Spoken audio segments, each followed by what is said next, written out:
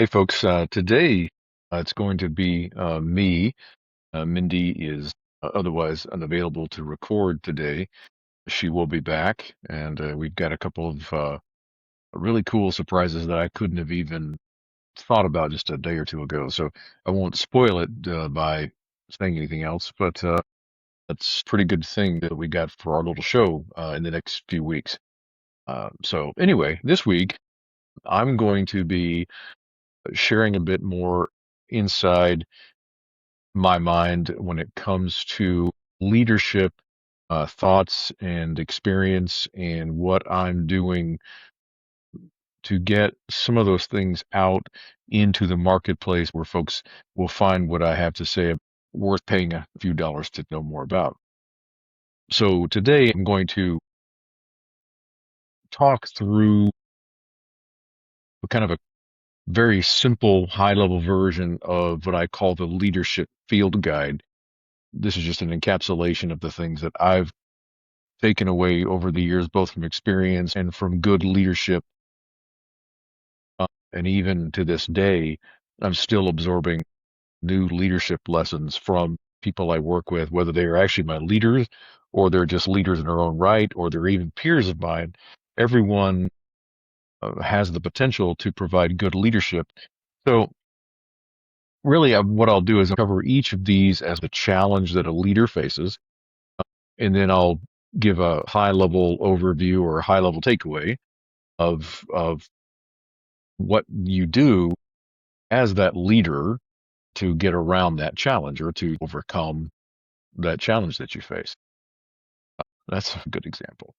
All right. So now, one that we run into as leaders, especially in this tech space or really any space where you've got a program or you've got something that you're responsible for that is stalled, right, for whatever reason. So you've got leaders above you, demoralized teams below you, and there's no way for you to necessarily put your handle on why things aren't moving. And so, really, the takeaway that I give you here is the natural reaction is for us to run to a project plan and say, oh, we clearly must have a bad project plan, or we must have a lack of governance, or we must have this, or we must have that. That may very well be. But the very first thing that you need to do, and this comes from experience, the very first thing you need to do as a leader when you find yourself in this situation is have the have the guts and the courage to look at the situation calmly and coldly and without emotion and get the clarity you need to see where the situation has gone off the rails. Don't run back to the comfort of process immediately, right? Even if you've grown up as a program manager or project manager and you've come up through the ranks, if you will, and now you're leading groups of project managers or program managers, the answer is not even most of the time a better project plan. It's going to be something else. It's going to be decisions that need to be made by somebody in a higher level of authority. It's going to need to be someone to look and see why we're off the strategy, things of that nature. But you're not going to be able to make good decisions and lead your team to recovery until you've taken the time and you've gotten that clarity in what an old boss of mine called managerial courage to ask some of the tough questions. The last thing I'll say about this is you may find that one of the reasons of the initiative that you're managing is off the rails is because there's someone in a position of authority above you or in a cross-functional situation that's just flat not getting it done, or they're making the wrong decision, or they are working in some sort of counter way to what was agreed to cross-functionally. And if you find yourself with that kind of situation, then you can back that up, again, that's a whole different path to recovery than it would be running back to the safety of a project plan. Okay. There's not a pithy answer to that question. Those stalls happen all the time and they are complex, and the answers usually match that level of complexity. This one is a bit more tangible, and that is, how do I develop my people while I'm still focusing on myself and that team delivering results? How do we get our work done at the same time we as a group of people and you as a leader help grow your team's capability. And we find ourselves in situations all the time where if we are lacking time or we're lacking resources, we will sacrifice one for the other. And you know as well as I do that sacrifice usually comes at the experience of developing your people. Now, the quickest answer to this particular one is give your people real ownership of the things that they are responsible for. Give them real ownership of developing themselves. Okay. And I'm not saying that you make them completely responsible in every sense for their development. But at the same time, you as a leader, your job is not to necessarily literally grow your people from one stage to the other. Your job as a leader is to make it where they can take that initiative themselves and be successful if they have the drive. You move barriers out of the way. You give them opportunities to say yes to the new things, to new opportunities to learn, new stretch goals, things of that nature. Give them those guardrails that let them know what success looks like, right? Don't let them go out there unprotected, unguided, and try to learn their way by themselves and develop themselves. Give them guardrails, give them what success looks like. But again, at the same time, you need to empower them and let them know every time you have a one-on-one or you have an annual review or mid-year review, that kind of thing. Say, hey, where are we with your development plan? What is it that I can do to help you? What barrier can I remove for you to continue to develop yourself, right? It's not your job to develop them, but it is your job to enable them to develop themselves. Okay. And that means they are the ones who are going to be making that conversation with themselves about the trade off between getting their work done and getting themselves to the next level. Okay. Again, as that you couldn't be responsible for that even if you wanted to be. All right. Managing dependencies and risks across functions. So cross functional management, right? These large programs depend on people and teams that you don't control, these matrix organizations and versions of that. Critical path sits outside your level of authority, sits outside your team's authority, and you are responsible for getting your piece done, but you're also waiting for somebody else to hand you that thing that you need to take off with yours, right? Happens all the time in these large enterprise matrix organizations where you can't put your hand on the person's head metaphorically and drive them where you need them to be, right? So the org chart is the situation where your natural inclination again is to go to that org chart and say, I'm going to walk the org chart and I'm going to find this person here and I'm going to see where their manager is and I'm going to escalate. Okay. That is a tried and true method that does not always work. Okay. And I'm simply going to say the interesting thing about the org chart is that is not where the actual power and the levels of interest that the org chart won't tell you any of that. Not really. It will tell you who they're responsible for, but it tells you nothing about why they do what they do, the politics, the decisions underneath. So I wouldn't lean on the org chart too much. Situations like this, you are better off finding yourself mapping those dependencies way ahead of time, understanding where the risks are going to be before the risk could land on you in a way that you're now stuck waiting for it to be resolved. So this is that idea of being proactive, right? And so if you find yourself with a dependency that has not been managed or understood, these are guaranteed to be the ones that become what slow you down and stop your program from moving forward. So the again, the answer there, the takeaway is do that work ahead of time, risk management, right? Know what's going to bite you and get ahead of it. It's easier said than done, I know. Protecting resources while adapting to change. And what I mean by this one, this is a challenge that we're all facing every day. The business shifts its priorities mid-program. Happens all the time. Budget gets cut. You're two-thirds of the way through delivering the big thing and budgets get cut. The timelines get cut by a third. Whatever the case is, scope expands and you don't get more people. And somehow you're expected to absorb some or all of those changes that happen sometimes at once, or it seems like it. Your takeaway, your responsibility as a leader, this one just takes work and takes horse trading and takes knowing where to stand your ground and where to flex. And so what I mean by that is the discipline is knowing what you literally have to say, no, we cannot do that, or yes, and is the better way to say it. You say yes, and if we do that, if we cut that scope, here's what happens. And you speak to downstream impact. If you cut the budget, okay, fine. We are probably going to need to have a conversation about either the timeline or the scope. And if you get that pressure, they say you got to do both. You're like, let's have a realistic conversation about how that would work and what gives in that situation. We all know that if they intend to have that iron triangle where nothing is flexible, the thing that's going to give every time is quality, right? You're absolutely going to put crap on on the market at that point. That's the only out. So knowing when you have to have that painful conversation about what must be protected versus knowing when you can say, what, okay, all right, we can pivot, going to be a little painful, but we can recover from this and we can maintain that momentum downstream. Know when to give a little, know when you have to stand your ground.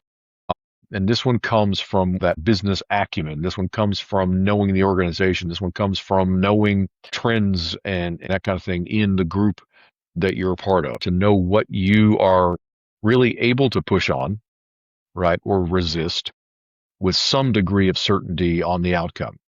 If you find yourself in a situation where that resistance is going to wind up being a political nightmare, give it some thought, right? You have to ask yourself, is that worth it? We run into this situation all the time as leaders, whether it's thought leaders who know the domain on top of being a people leader as well. You're like, just let me do it. It's going to be easier for me to build that deck than it is for me to explain to you how I need that QBR information cataloged in the deck. Fine. Yeah, you may have a situation where on a Thursday night you're dashing to get that QBR done, deck done, so you can get it through the cascade of pre-reviews by, let's say, 7 o'clock on Friday morning. Okay, fine. But unless you want to be doing that every quarter from now on, every Thursday night, you're going to have to train and build up your people to help you get what you need in order to be successful for yourself.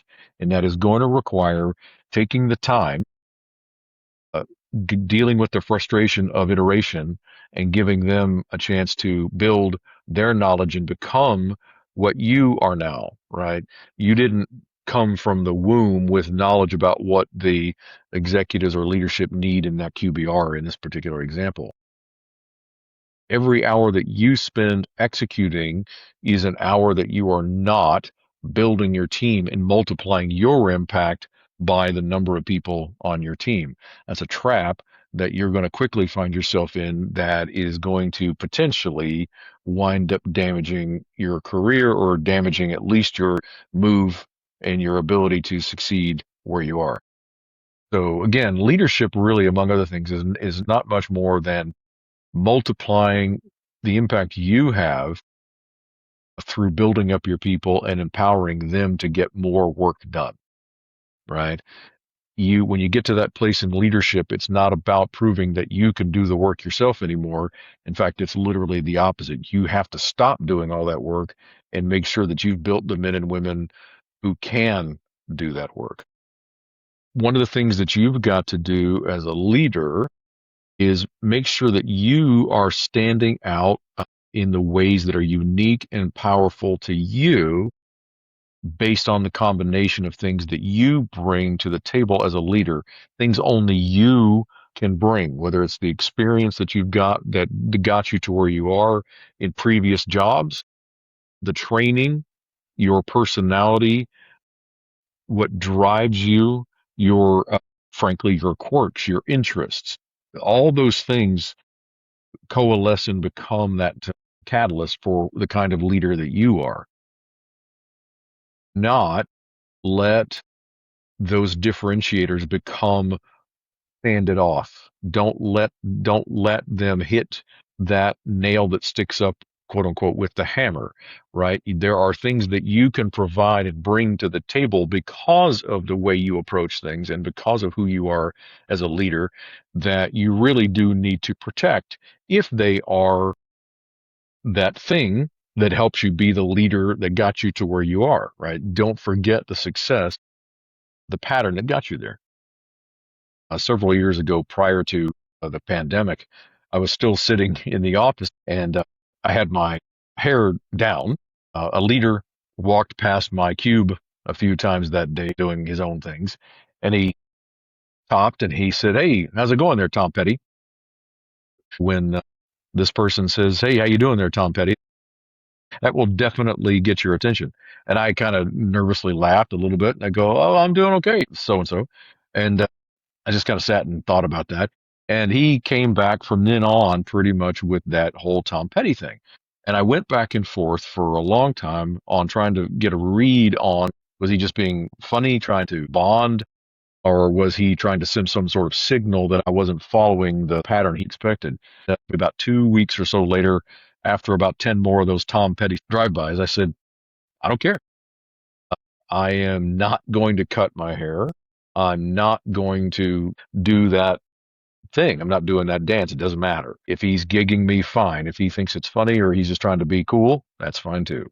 I just so happen to like Tom Petty, so it's like, hey, if you're going to be compared to anybody, you might as well be compared to one of your idols, right? So all that to say, you've got the same sort of differentiator in your case that makes you double down on that, bring that to the table, and leverage that as part of your toolkit, right?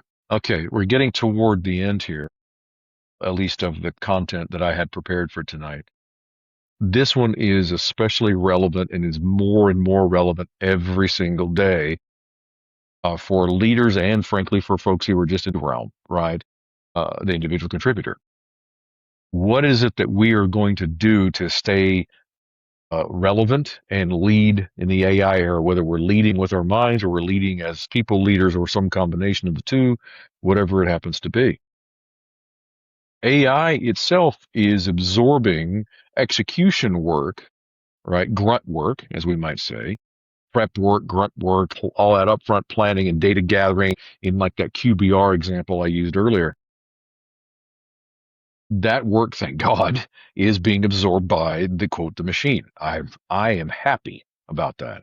Right. That gives us a chance to do more strategy work and do more delivery and then spend less time building all that information and instead spend time validating it and making sure that the information we're about to present to the executives is accurate and can be defended and is painting the correct data driven picture, for example, right?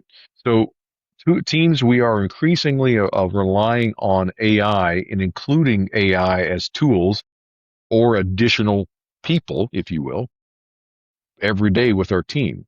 And there are leaders out there who have not learned how to measure their productivity as leaders and measure the productivity of the teams that they are responsible for. They have not figured out how to bake in the impact of AI, both positive and negative, at least in the short term, to their productivity, right? The positives are easy to define, right? If you spend 10 hours fewer a week doing all that grunt work, those 10 hours are now, quote, spent doing something else. Well, that's fine, but what is the return on those 10 hours that you're now spending doing this instead of this grunt work? How do you measure that work and what is it in service of? And can you document that, improve that, and bring that forward? Or does this mean that your people now have more time to go take another break? This sort of thing. Productivity is not guaranteed to come just by relief of something that is otherwise a slog, right? And if that leader is not keeping track of their value and how much their teams themselves are generating from this new situation, they are now a bottleneck either to their team's ability to compete in that market, if you will, inside that matrix organization. They are unable or less likely to be able to talk about the value proposition of both their work and the work of their teams when they're talking to executives about delivering against the strategy for the year, for example. And if you find yourself in that situation too long with the rest of that story, which is you probably won't be working in that organization next year. These days, with layoffs and constrained budgets and things of that nature, it's even more imperative that you are constantly seen, being aware of, and having the acumen and the understanding of delivering against those needs. I won't say much more than that. Last one, reading the room.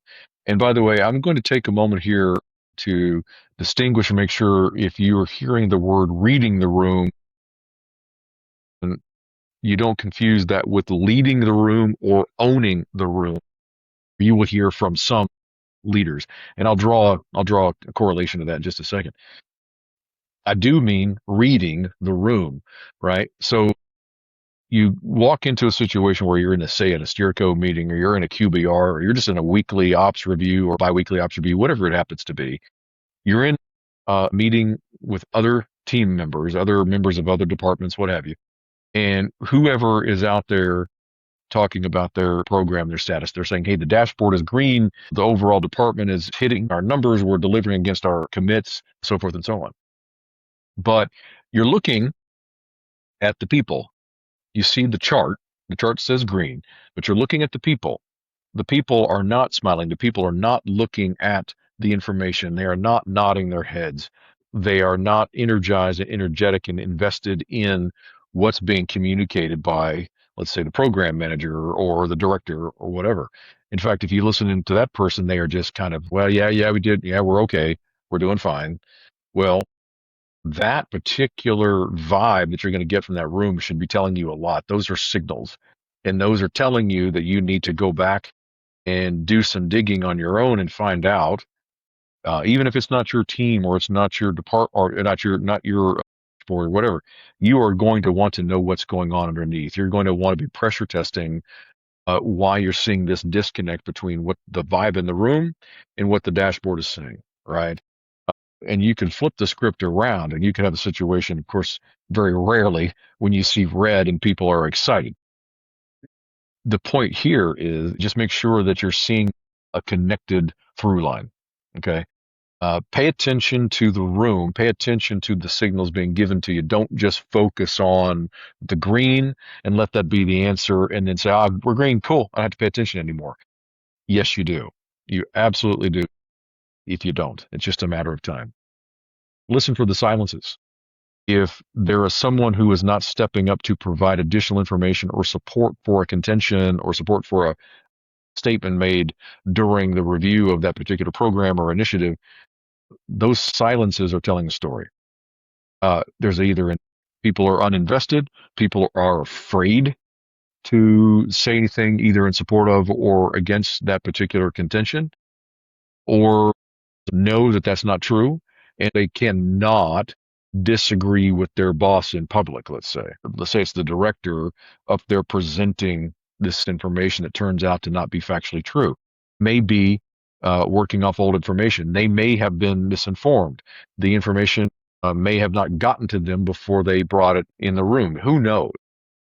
But there is a disconnect, and again, that room needs to be read, and that story needs to be put together by you to get the full picture. Okay. Simple as that. Now, I mentioned toward the beginning of this one that I wanted to distinguish this between reading the room and what some folks will call leading the room or owning the room. And the reason that is relevant here is because if you have a leader who says, hey, as a program manager, as a director, you've got to own that room. You've got to walk in and you've got to do this and you've got to drive. That is a certain management style that I don't happen to agree with or adhere to or follow most of the time, unless it's required for reasons of, say, theater or to drive home a point or to get people on the ball or whatever the case may be. But that is not my go-to style, and that's not something I'm comfortable using. It's just not my thing. I'm not going to walk in that room and just act like I know all. Not my style. And the reason that happens is because of this bit right there about silence. If you come in the room and you're leading the room, owning the room, the silences don't manifest. If you cannot let the room sit and bake the way the room is supposed to, let those silences tell that story, you are going to miss a data point. You're going to miss the fact that the dashboard says it's green, but the program is really maybe yellow or perhaps even red. And you're not going to get that signal because you're too busy driving and owning and leading, and you're not listening. I come from the school of leadership where, yes, leadership is about inspiring, about empowering, listening to your people, to your bosses, to your stakeholders, to yourself, to the data. And if you are out there just driving this thing like you're selling a cell phone. So I want to kind of wrap this up with, as you're dealing with a situation where you've got a program that you've inherited or a program that you've been driving since birth and it's off the rails. Remember, courage and clarity about the situation are the two keys, right? Find out what the real blocker is, and drive a decision based on that reality of what the blocker is, not running back to process. Okay, like we talked about. Develop your people. Okay, give them the accountability and the real ownership so that they can build their skills faster versus driving them around and telling them what to do and then sending them off to like Claude training. Give them the power and the responsibility, the accountability to develop themselves and watch them flourish. Dependencies. Build those relationships that you need to know what your risks are and to know how to avoid them, and to build that dynamic, collaborative, cross-functional relationship. Put in the work and the investment before you need to cash it in, period. You're going to find, if you don't, that the one person that you really didn't talk to much or you didn't build a relationship with, that unknown stakeholder, is going to be the one who's on the critical path, and they're going to be the one that's going to be the bigger blocker. Mark my words. Be adaptable.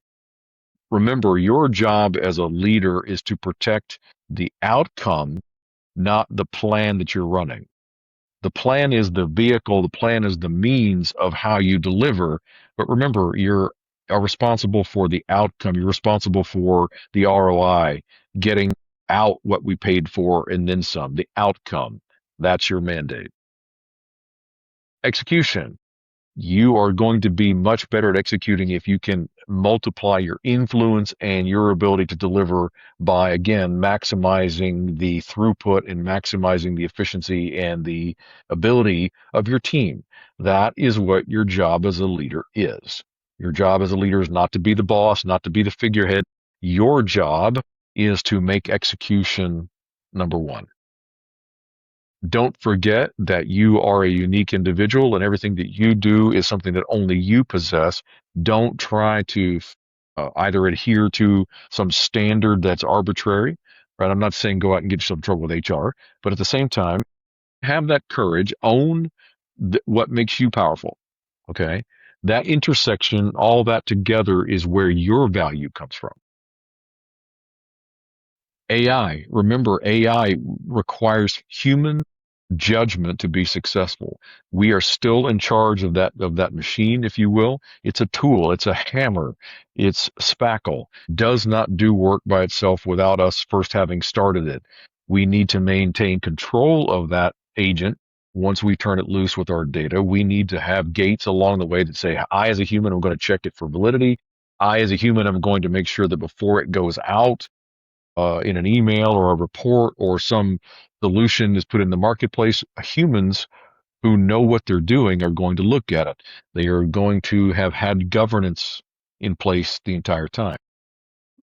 The way I look at it and what I've been saying more and more in thought leadership is, if we're thinking of the AI as a person, as a resource, we've already got governance in place. We've already got controls and mechanisms, if you will, that help guide humans to the right outcomes. To me, the AI, if we think of it and treat it like a person, it's going to be no different. And it should, for the most part, 80/20, right? It should govern by the same governance that we've already got in place. We shouldn't have to invent anything, and we shouldn't have to let it run wild. Lastly, as I talked about just a moment ago, read the room. Know what needs to be said and when. Know when the silence you're hearing is a signal. Know the value of what you don't hear. Know the value of being quiet and letting the data, letting the other people tell the story, let them bring the information to you.